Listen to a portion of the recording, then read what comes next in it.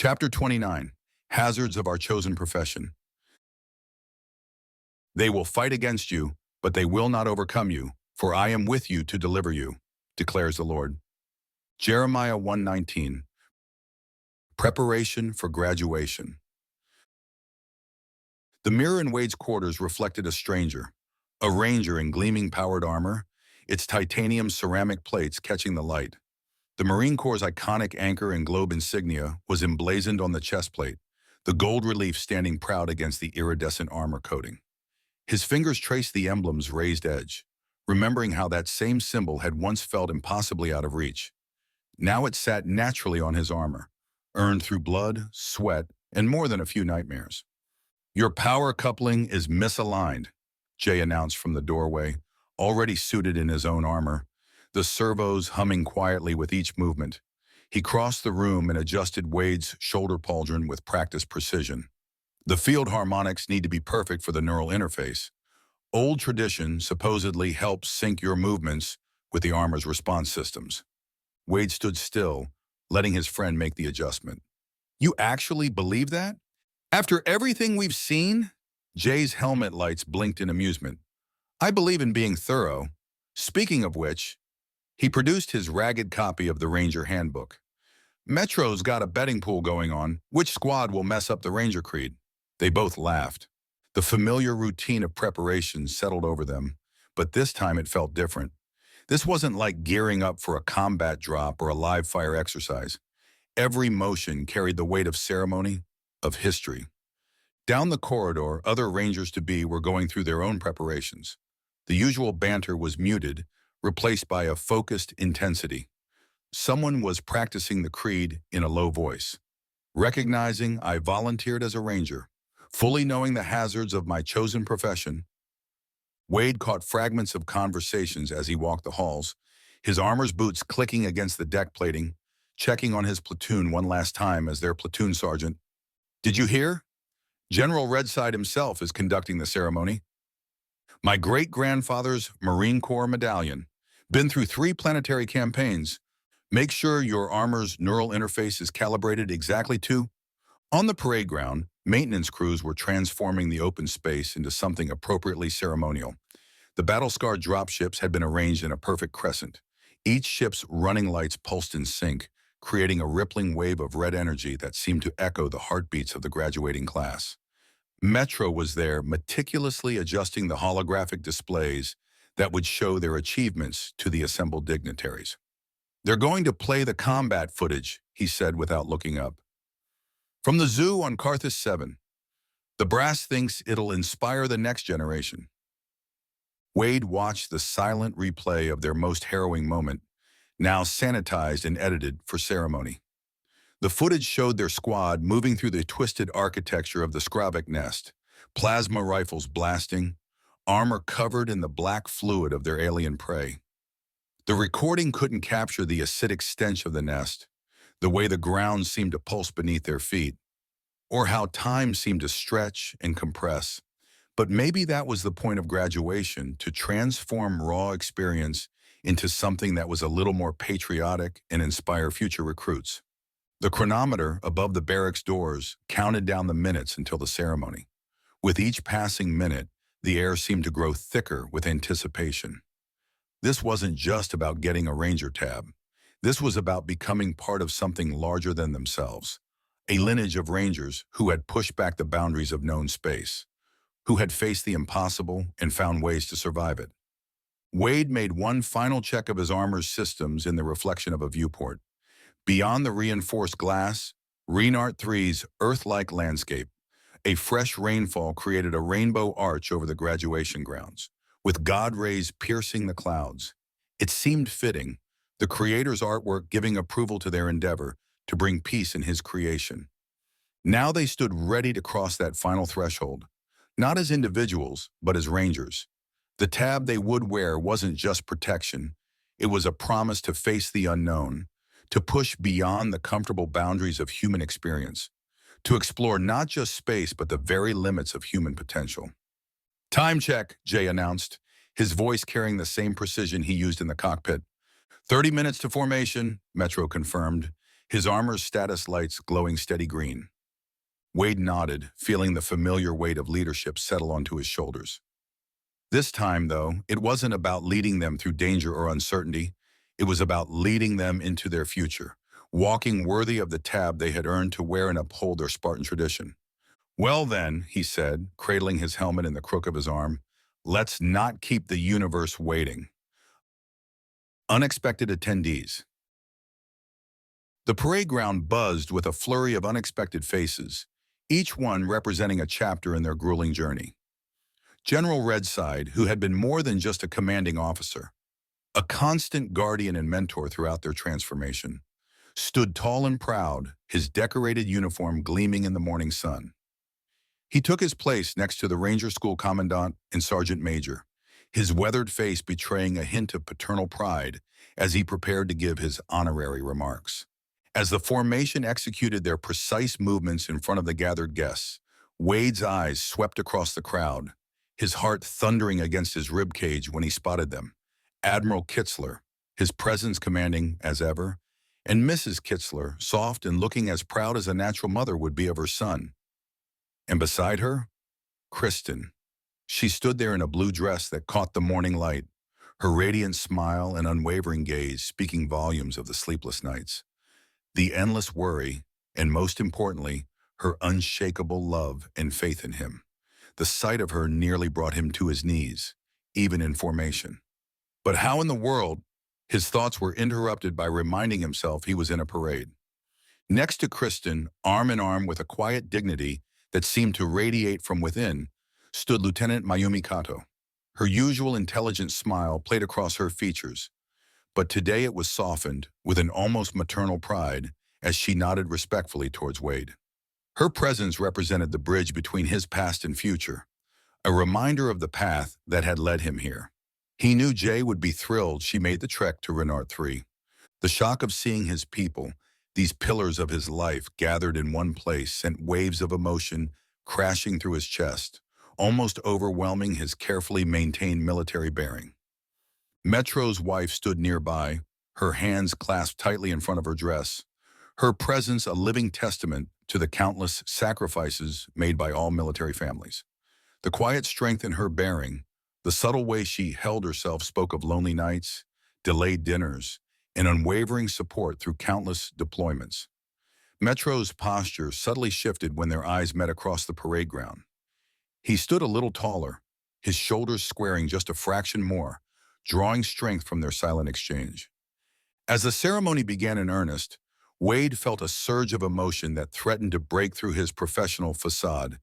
These people, his mentors who had pushed him beyond his limits, his loved ones who had believed in him even when he doubted himself, his brothers and sisters in arms who had bled and suffered alongside him, had all played crucial roles in sculpting him into the Ranger he had become.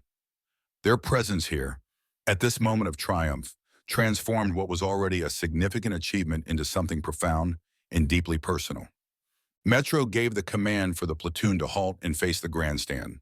With a crisp salute, he reported 56 Rangers of the 200 who had started were present and accounted for. The Commandant returned his salute, and a familiar face stepped to the podium. Chaplain Bronson. He gave a short but powerful invocation and thanked Jesus Christ for the strength he had given these warriors. Wade was so taken back he forgot to bow his head, and Bronson said, "Amen." He gave a proud nod to Wade and took his seat next to the sergeant major. Redside adjusted the microphone and grasped the podium like he was confidently wrestling a lion. His remarks were mercifully short. Redside stepped forward in front of the formation, holding the compact laser embosser with reverence. The metallic device hummed with technological sophistication, its weight representing the gravity of the moment. With careful movements that spoke of years of tradition, he positioned the device against the left shoulder of Wade's armor, then Jay's. The high-intensity beam triggered with a soft whine, cutting through the morning air with its sharp burst of yellow light.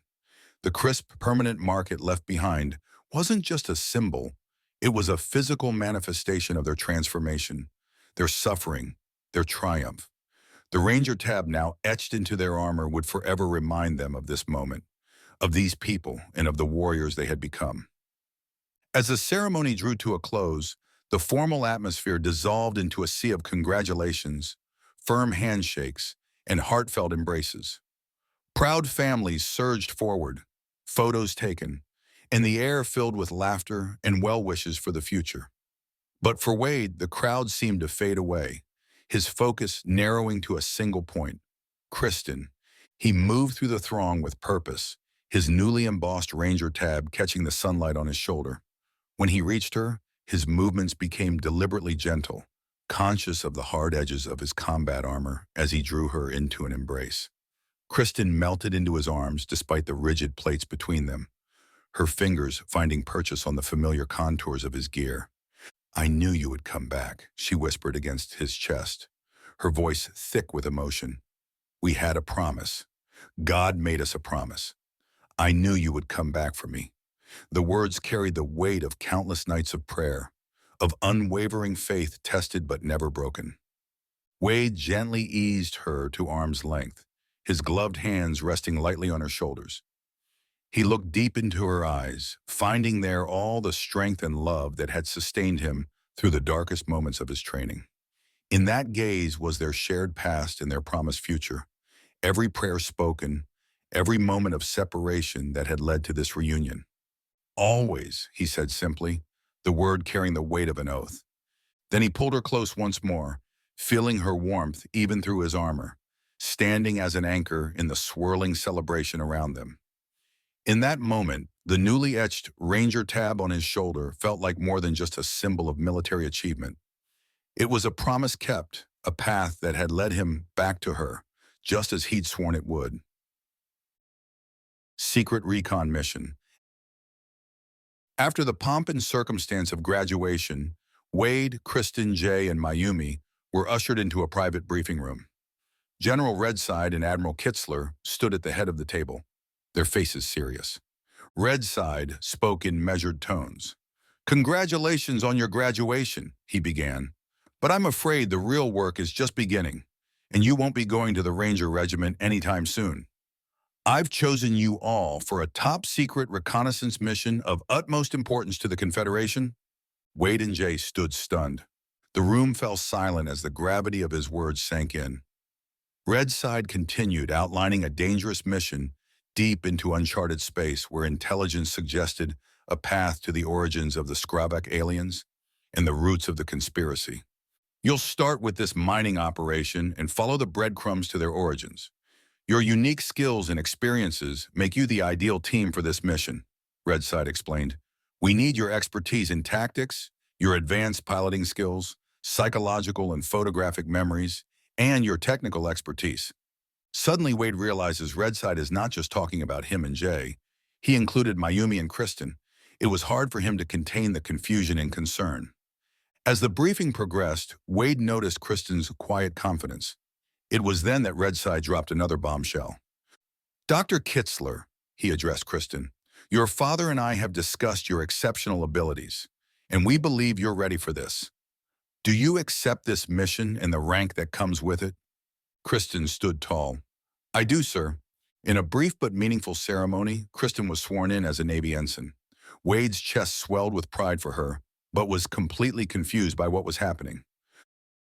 The revelation. As General Redside finished administering the oath and lowered his right hand, he turned to Wade and Jay.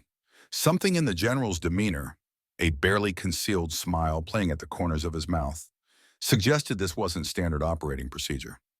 "Gentlemen," he began, his voice pitched low enough that only they could hear, "I believe I owe you an explanation about our unexpected guest." His eyes flickered briefly toward Kristen. The two men remained silent, but their postures shifted subtly. Wade's spine straightening, Jay's head tilting slightly as if to better catch every word. "It's quite remarkable, really," Redside continued, settling into the rhythm of his story. "After your death, Kovac, we thought we had every loose end tied up, every base covered." He gave a rueful shake of his head. "We didn't count on Dr. Kitzler's persistence." A knowing smile crossed Wade's face before he could suppress it. Kristen had always been like a dog with a bone when something didn't add up. "First came the questions," Redside said, his voice taking on an almost admiring tone. Small ones at first, inconsistencies in the official report, discrepancies in the timeline. But they grew, evolved. Soon she was constructing elaborate psychological profiles, probability matrices. He paused, letting out a short laugh. She even cornered me in my own office, twice. The general's expression sobered. But it was her presentation to Admiral Kitzler that truly changed everything. Her own father, mind you. She walked into his office with a 3-inch binder full of evidence suggesting you were alive, Kovac. Evidence that, quite frankly, was disturbingly accurate. Wade felt his chest tighten. He could picture Kristen, fierce and determined, fighting for what she believed in. It was one of the things he'd always loved about her. The Admiral was impressed, naturally. But bringing a civilian into a secure operation of this sensitivity? Redside spread his hands. Unprecedented doesn't begin to cover it. He began to pace, 3 steps one way, 3 steps back. That's when she surprised us all. Offered to accept a direct commission into the Navy. Said her psychiatric expertise and her, he glanced at Wade, personal insights could prove invaluable to the mission. Jay let out a low whistle. Wade stood frozen, processing the implications. We had a choice to make, Redside continued. Continue the charade and risk pushing away someone who'd already pieced together most of the puzzle, or bring this amazing woman on the team. Redside looked at Wade. And once I told her about your cockamamie plan to go to Ranger School so you could stay in the fight and get back to her, she was all the more resolved. The general stopped pacing and faced them squarely. I want you both to understand something. Dr. Kitzler didn't just stumble into this position. She fought for it, earned it, and given what we're up against with this Skravik situation, her insights could be the edge we need. Wade felt the weight of the moment settle over him like a physical thing. Kristen hadn't just waited for him. She'd fought her way through bureaucracy, protocol, and military hierarchy to stand beside him. The mission ahead suddenly seemed both more complex and more promising. Sir, he finally managed, his voice rough with emotion. What are our next steps? Redside gave Wade and Jay a rueful grin. In the past, I offered you both battlefield commissions to lieutenant, and you both turned me down. You don't have a choice this time. You are both hereby promoted to second lieutenant, and I don't want to hear any quibbling. Is that clear? Wade and Jay exchanged a glance before respectfully accepting. Redside had them raise their right hands and administer the oath. Thank you, sir, Wade said. We won't let you down. Redside nodded, a hint of approval in his eyes. Very well. Your mission begins in 48 hours. You'll be briefed in greater detail on the ISC Dominion and fully kitted out. It's a short fuse, so no time for a honeymoon. The four looked at each other with some amusement. Vows among the stars. As the briefing concluded, Admiral Kitzler stepped forward and Sarah Kitzler was ushered into the briefing room. Before you embark on this mission, there's one more order of business. The Admiral smiled, a rare sight that transformed his usually stern face. I believe we have some vows to exchange. In a scene that seemed almost surreal, Admiral Kitzler performed a double wedding ceremony right there in the briefing room. Wade and Kristen stood hand in hand, their eyes locked in a gaze of pure love and commitment. Beside them, Jay and Mayumi mirrored their pose, their own journey of love having blossomed in the midst of war and uncertainty. As Wade recited his vows, he felt a profound sense of peace wash over him. This moment, this union, was a testament to his journey of faith. From the lost and broken teenager he had once been to the man standing here now, he could see God's hand guiding him every step of the way. I, Wade, take you, Kristen, to be my lawfully wedded wife. Before God and these witnesses, I vow to love you, protect you, and stand by your side through whatever challenges we may face. In war and in peace, in danger and in safety, my heart is yours, now and always. Kristen's voice was steady as she repeated her own vows, her eyes shining with unshed tears of joy. As Admiral Kitzler pronounced them husband and wife, Wade felt as if his heart might burst with happiness. The vows recited by Jay and Mayumi were equally moving, their love a beacon of hope in the uncertain future that lay ahead. New lives, new mission. As the newlyweds prepared to board the Stellar Scout, the gravity of their mission settled over them. They were embarking on a journey into the unknown, facing dangers that they could scarcely imagine. Yet as Wade looked at Kristen, at Jay and Mayumi, at the friends and family gathered to see them off, he felt a surge of hope. "Ready for our next adventure, Mrs. Kovacs?" he asked, squeezing Kristen's hand. She smiled up at him, her eyes full of love and determination. "Always, Mr. Kovacs." With a final wave to their loved ones, the two couples boarded the Stellar Scout. As the ship's engines hummed to life, Jay took his place at the controls, Wade beside him.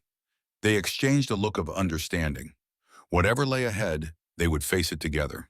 The Stellar Scout lifted off, carrying with it not just 4 elite warriors, but 4 hearts full of love, faith, and hope for the future. As Run Art 3 faded into the distance, Wade offered a silent prayer of thanks and protection. Their journey was far from over. In fact, it was just beginning.